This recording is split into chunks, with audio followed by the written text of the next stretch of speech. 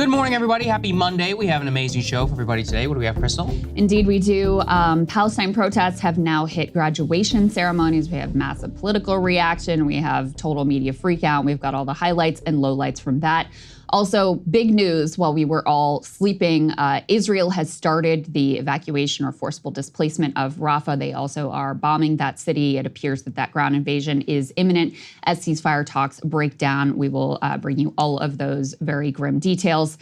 Meanwhile, Democratic Congressman Henry Cuellar, that Nancy Pelosi and others moved heaven and earth to save. He had a very close primary challenge, only won by 300 votes. Oh, he's been indicted. He's been indicted for corruption, him and his wife. Very similar, honestly, to the Bob Menendez thing, although they have not located any gold bars as of yet that we know about.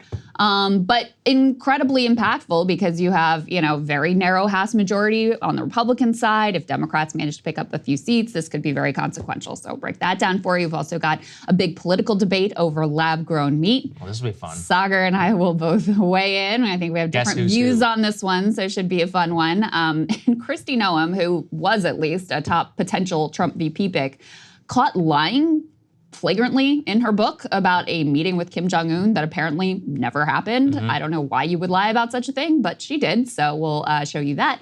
We also are taking a look in my monologue about Kent State, any lessons that were learned, apparently not, and whether we are courting another version of that national catastrophe. And Matt Stoller is gonna join us to break down what is truly a massive scandal that had a direct impact on you and your wallet, some quarter of the inflation during the height of the worst period of inflation likely came from a price-fixing scandal. Stoller himself helped to do some of the journalistic uncovering of this scandal, so he'll talk to us about what the hell happened and what it all means. Yeah, that's right. In real media, they would actually cover it, but here it is. Domestically, it's one of the biggest stories in the country. No question. And you probably, I don't think they cover it at all on the Sunday shows. Like, we're talking thousands of dollars that came out of your pockets because of this price-fixing scandal. Yeah, so exactly. It is really astonishing. He has the receipt. It's not even a journalistic story. It's the FTC getting involved. So he'll break that down for us. I'm really excited to talk to him. Before we get started, though, thank you to everybody who watched Counterpoint's latest debate. They've got another one, awesome one that is set for this Friday. So as a reminder, you can watch it early and you can support that work here at breakingpoints.com. Their show has been doing incredibly well. They've made record downloads, a lot of views on their last one on Israel-Palestine. The next one, I think in particular, is going to set, there's going to be some feathers that are ruffled and some familiar personalities. That's all we can say now at this moment. We'll see a little free speech debate. Let's just put it there. Yeah. We'll leave it there and you can decide who might be participating. So go ahead and support us at breakingpoints.com so we can continue to have this brand new show for everybody. I know everybody's been really enjoying it. At least that's what the ratings tell us. So thank you all very much. We appreciate you. Let's get started, like Krystal said, with the protests. So there's been the political reaction. President Biden taking the White House podium to react to the campus protests. These were his first words in reaction after Columbia University. Let's take a listen. So let me be clear. Peaceful protest in America. Violent protest is not protected. Peaceful protest is. It's against the law when violence occurs. Destroying property is not a peaceful protest. It's against the law. Vandalism, trespassing, breaking windows, shutting down campuses, forcing the cancellation of classes and graduations.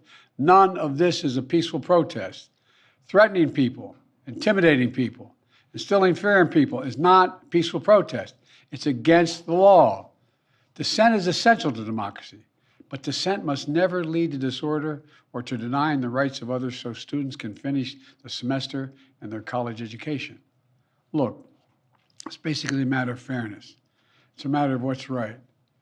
There's the right to protest, but not the right to cause chaos. Mr. President, have the protests forced you to reconsider any of the policies with regard to the region? No. So the two questions that were asked there at the end were, have the protests forced you to reconsider any of your policies in the region? President Biden, no.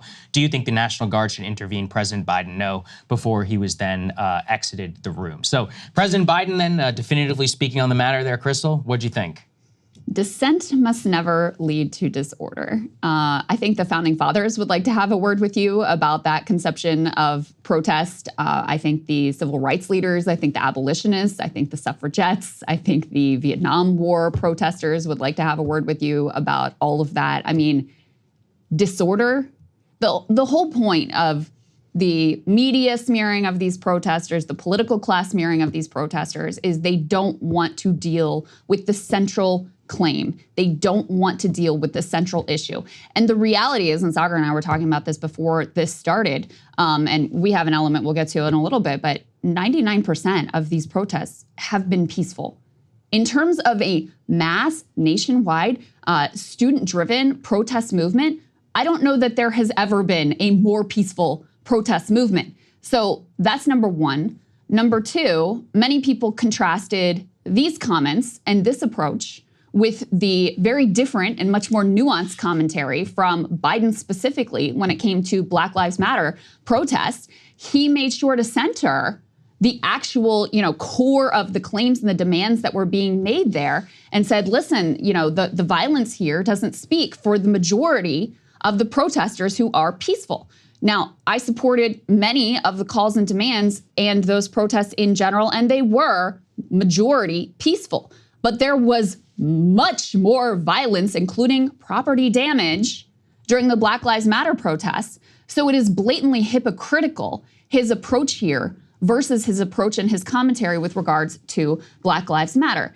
It's just, and then the final piece that I'll add here is, then he's asked, is this changing your mind? He says, no. It's actually a lie, because no, he doesn't care about Palestinian lives. Yes, he's still committed Zionist, wants to do everything to support Israel. He's clearly, Saagar, feeling the pressure. I mean, we're going to get to some of this in terms of the Israel segment. Reportedly, he was trying very aggressively to secure some sort of a ceasefire deal that appears to have fallen through. No, he's not really willing to use leverage to compel Israel to actually fall in line. But there's no doubt they realize this is a massive political problem for them. And guess what? The only reason that it is a political problem for them is because of the size of the movement, because of the persistence of the movement, and because it's not just staying in the confines of something that is, nice and decorous and can just be easily hand-waved away and dismissed. That's what I'm going to talk about Mika Brzezinski today, Peggy Noonan in my monologue.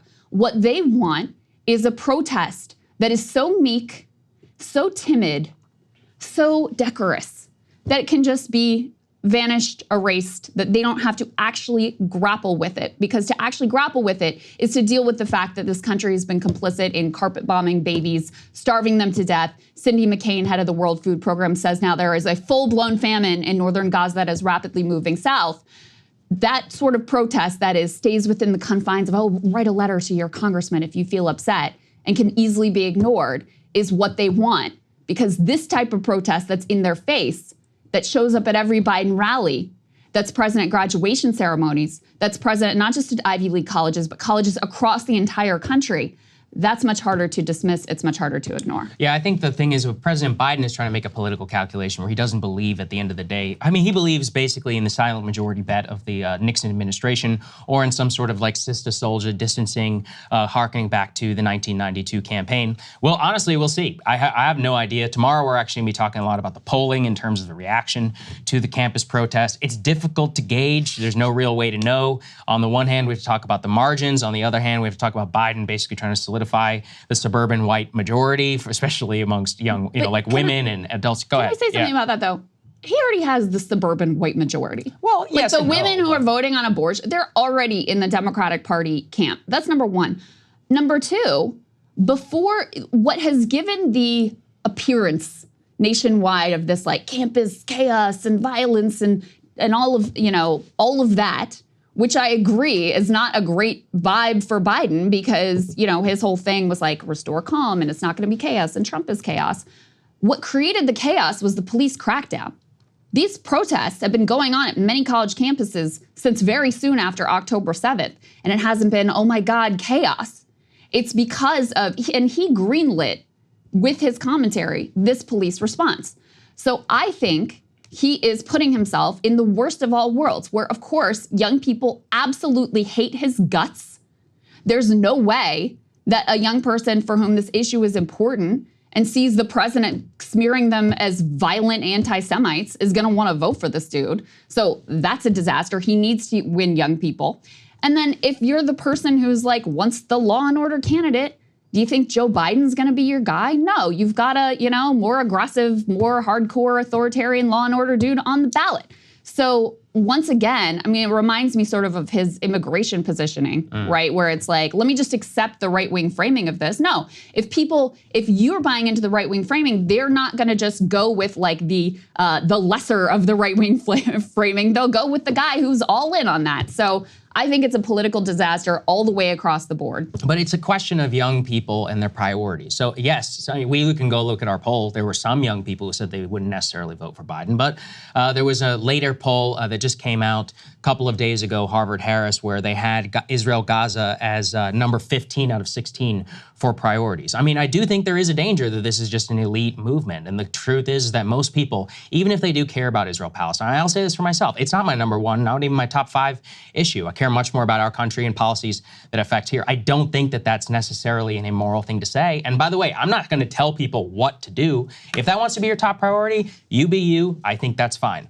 But the question does come for, is this an elite-driven concern? And I don't even mean necessarily in terms of left. I would say right, too. I mean, how much of our national discourse is captured by Israel and Palestine when the truth is that the vast majority of people don't particularly care all that much? And in fact, if you look at the uninformed issue, a lot of people don't know very much about the conflict because they either just don't care or they're just not consuming a lot of media and they decided to turn out. I think it is fair to raise the question of okay, is this a bubble, right? I think that's entirely fair. Yeah. The idea, I very much dissent from the idea it's a quote unquote elite-driven discourse. I know the focus is on Columbia and other Ivy League institutions. This is, City College, which is famously a working class institution, New York City, also saw protests. You have protests at state schools, all sorts of institutions across the country. So that's number one.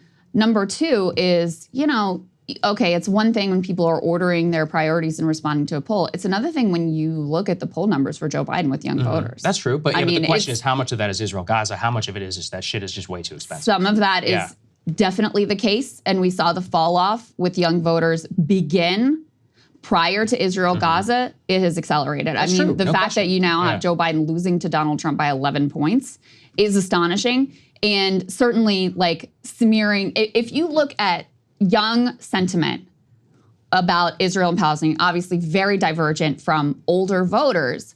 And then if you see the president of the United States basically smearing your entire generation as violent anti-Semites, I have to think that that's probably going to have a negative impact.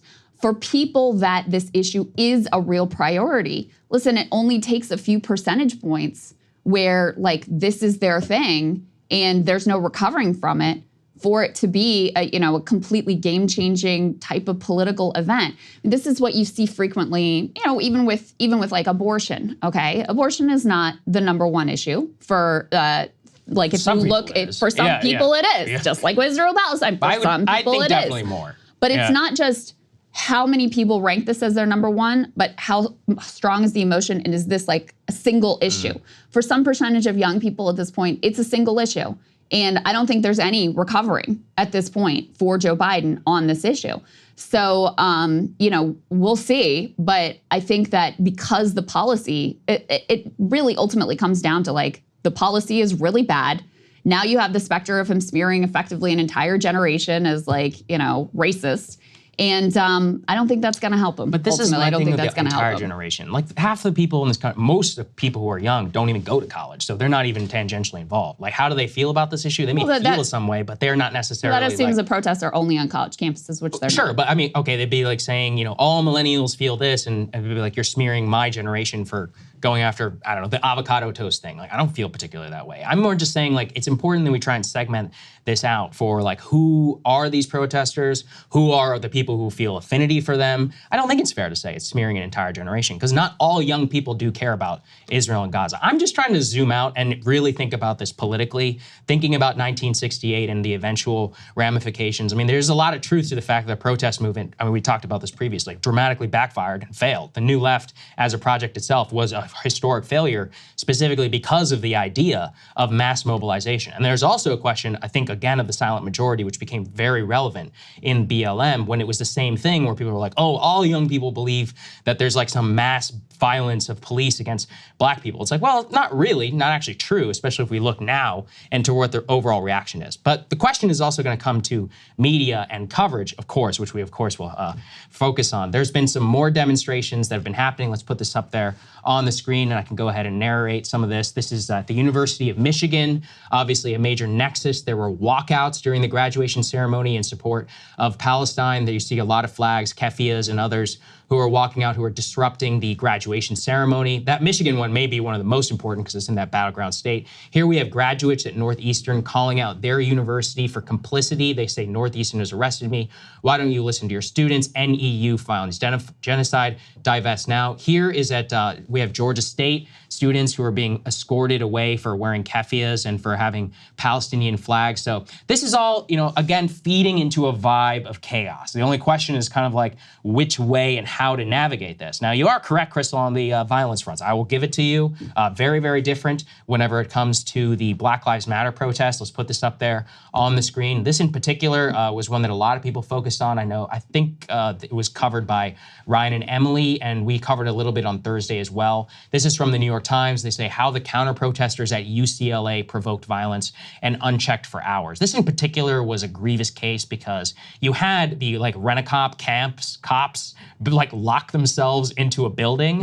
And there was basically just full-on street violence that was just happening between these counter-protesters who were firing fireworks and others at the Palestinian encampment. And it happened for a period of almost 3 to 4 hours in the middle of the night that was, fostering all over social media. And it took them till 6 a.m. actually for the LAPD to come in. And it's obviously very blatantly hypocritical whenever you do look at some of the other police reactions. So on this one, I'll absolutely give it to you. It was ridiculous that it even took so long for them to come in. And because, look, we believe in student safety, right? I believe that for all the students who are involved, if you got people who are coming there looking to start a brawl, and then that's part of the most worst things about mob violence is that it begets itself, and it's, just keeps a vicious circle. And that's basically what happened at UCLA. Well, what happened is you had a peaceful encampment that was violently attacked, and police stood by and let it happen for 5 frickin' hours. 5 hours. They were violently assaulted. LA Times, student reporters, now the New York Times, all look at this and say this was entirely one-sided, that this protest was entirely peaceful. And then these counter-protesters, who were funded, by the way, by Bill Ackman and Jerry Seinfeld's wife, a bunch of other people, came in and began assaulting and shooting fireworks and sent significant numbers. The numbers I saw were originally roughly 24 students to the hospital. And the police did nothing. And then when they did do something, did they arrest the violent people who were assaulting students? I thought we cared about student safety. No, they didn't arrest them. No arrests were made of the thugs that were violently assaulting the peaceful protesters. They got off scot-free. No, the peaceful protesters got assaulted. So after night number 1, where they're violently beaten by these thugs funded by a billionaire, on night number 2, the cops came in and did the violence themselves and were shooting rubber bullets. The image of that and the violence inflicted against these students, the injuries from those arrests, also quite significant. So it is outrageous. And this is the most significant incident of violence that we have had. It was, as I said, entirely one-sided. And going back to Joe Biden's comments and the comments of all these other frickin' people, have you condemned that? Are you calling for, where's your concern about disorder here? Where's your concern about lawlessness here? Absolute silence. Where's your concern about Jewish student safety? Because guess what? There were many Jewish students in that encampment. Where is any of that concern when it's coming from the pro-Israel Zionist agitator thugs coming in to assault students? and police standing by and letting it happen and then doing it themselves the next day. No, I agree. Didn't hear any of that. I do think it's very hypocritical, and this is part of the issue when we all start taking sides and we're all going to start kind of get to street gangs, and it's like, no, that's not what we want here. That's actually the opposite of what, I mean, if you do care about order and disorder and student safety, I actually do care about all those things, just not willing to say that words are violence, which is part of a segment that we'll get to, and that people being snowflakes and saying hearing dangerous chants is upsetting. However, if you have people who are actually firing fireworks and are beating people up, and then you allow that to happen, terrible, right? Absolutely terrible. And you are absolutely correct. You don't have a lot of people in media even condemning or even frankly commenting on some of the stuff here, which is just pretend that it doesn't exist. Very, very common amongst a lot of the Israel First crowd. Let's go and put this next part up here on the screen. There was, let's just say, a troubling incident that broke out over at Ole Miss University. You had kind of frat brothers versus some of these Palestine protesters. Some people were saying that they were mocking this woman, this Palestinian protester who is black, and they were calling him a racist. This man has already actually been expelled from his fraternity. So you've seen an outbreak of kind of like fraternity versus Palestinian, I wouldn't call violence per se, but I guess clashes on campus, people screaming at each other, kind of like that. So I guess as a former frat boy, let me just say to all my brothers out there, don't ruin your life for the sake of literally getting expelled and trying to go viral on social media. I would just advise you not to do that, and think about your future, as I had talked about previously for Protestors. Can we put that back up on the screen? Put that back up on the screen. Okay, because what you see here, you got these dudes, you know, mocking her, calling her Lizzo, right? All of that. Okay, that's one thing. Then you have this guy who's making monkey noises and pretending like he's an ape at a black woman. And what you have here is a Republican member of Congress tweeting this video positively and saying, Ole Miss taking care of business. So it's not, no, people weren't saying that they're mocking. No. You have a man making literal monkey noises and gestures at a black woman. It is as textbook racist as you could possibly get. And this Republican member of Congress is like, yes, I like this. This is good for me. So I agree that we should call out the Republican congressman. But in the same way, Krystal, we shouldn't elevate a single person from this thing and say that this is who they all are. Well, here's why it's important. Because when it's a single anyone associated with the, ceasefire movement, with the anti-war movement, then this is representative of the whole movement. Right? And we have to get a presidential decree, multiple presidential statements and a press conference about how they're vile anti-Semites. But when you have like the most racist shit imaginable, oh, well, that's just a one-off. It's one guy. That's just a one-off. The rest of the guys are there and they're just shouting at it, and that's fine. I don't think there's anything wrong with it. So more what I would say is, I think, unfortunately, there's been a bit of some left hypocrisy here where everybody's like, no, see, like all these kids are racist. No, here's what happened. At UNC, those Palestinian protesters took down an American flag, stupid idea, by the way, and then a bunch of UNC frat bros surrounded and defended the American flag while they were pelted with trash. Again, explicitly aligning yourself against the U.S. flag, wouldn't advise it in the United States. Those people went viral, and basically from then on, all frat brothers around the country are like, okay, we got to get involved in this. So again, I would say to my brothers out there, please don't do this. Do not engage in racist mocking of protesters, because it's not going to work out well for you as it worked out in this instance. But I do think it's important to say that just because one guy did it doesn't mean that all of them are racist for coming up and for shouting against them. And I have seen, unfortunately, a lot of people use the same tactics, which I don't think is fair. Because it'd be like saying that all of the campus protesters are anti-Semites because one guy who like barely even goes there said something about Jews. And it's like, well, that's not really what it's all about. So and I just wanted to put that out there because I don't think it's fair. But I think that's fine. Yeah. I think there's a lot of hypocrisy on the other side where, as I said, one incident can be used to tar an entire movement as anti-Semitic. Whereas here, this is not even acknowledged. And actually, to the extent it was acknowledged, it was celebrated. And the governor of the state also, celebrating and lauding, saying it warmed his heart, these individuals at Ole Miss. So fine, let's be fair-minded and focus on what one side stands for and what the other side stands for. One side stands for stopping a genocide. The other side stands for continuing. That's not fair, though, with these kids. They're just pissed off because people have taken over their campus. What is their movement about? What is the pro-Israel movement is about? But they're not pro-Israel. Let's continue slaughtering children. That's what the conflict is about.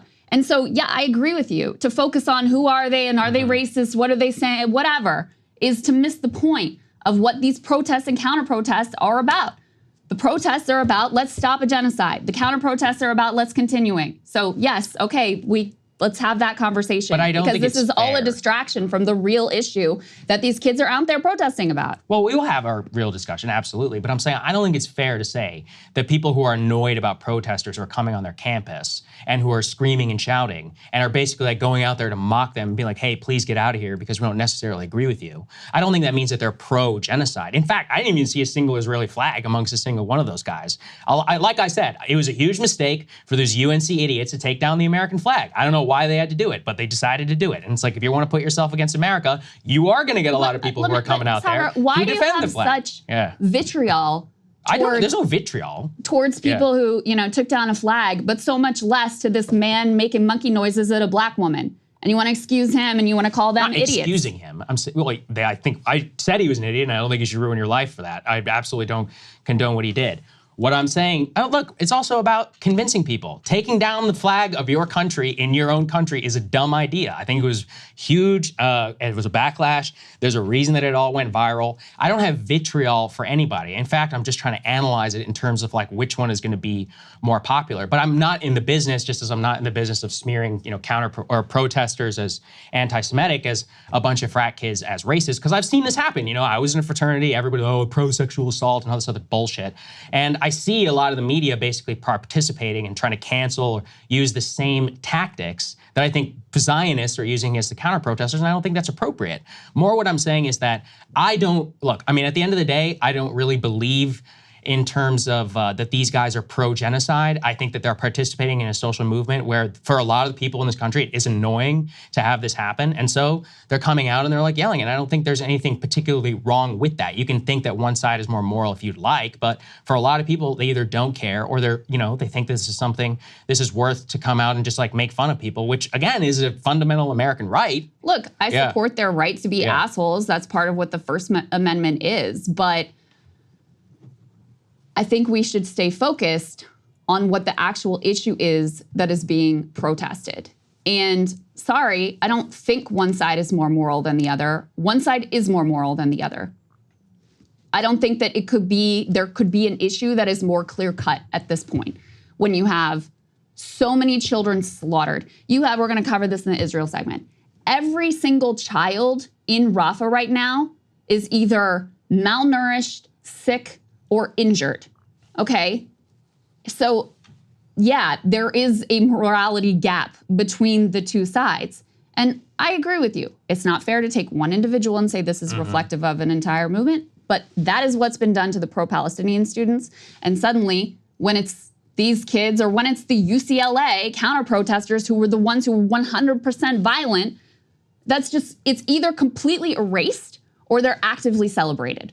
That's what I'm upset about. I totally agree with you. And look, I mean, we can't control what the rest of the media does. We can only try and, cover it the way that we can here. And I don't think, we're trying to erase any horrors or any of the other stuff. We have plenty of stuff about that in our show. I do think if you were on the Palestinian side, you should be upset about the way that the media has treated you, specifically MSNBC and so-called fellow travelers. I'm with you. I mean, if I was on that side, I'd be furious about the way that they covered BLM or others. I'm only saying, let's not descend, fight fire with fire or any of that, because I don't think it will get us to a particularly good place. And if anything, history shows it will probably backfire. So I think that's a decent enough lesson. Hey guys, if you like that video, go to breakingpoints.com, become a premium subscriber, and help us build the best independent media organization on the planet. That's right. We're subscriber funded. We're building something new. We want to replace these failing mainstream media organizations. So again, to subscribe, it's breakingpoints.com.